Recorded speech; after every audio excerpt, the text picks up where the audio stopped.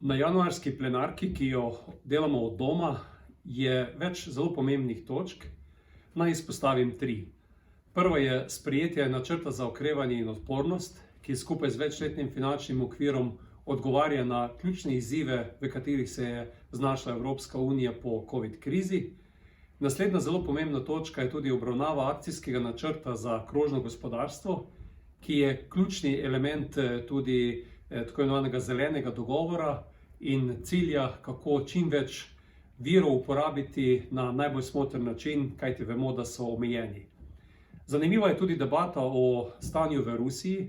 Po zelo neuspešnem obisku zunanjega predstavnika Evropske unije, gospoda Borrella, je govora o tem, kako naj Evropska unija odgovori na razmere v Rusiji, kjer še vedno zapirajo politične zapornike, po drugi strani pa tudi ne omogočijo poštenih volitev in zato so na debati zopet možnosti o novih sankcijah proti Rusiji, ki očitno ima zelo velike težave z vpeljavo demokracije v njihov sistem.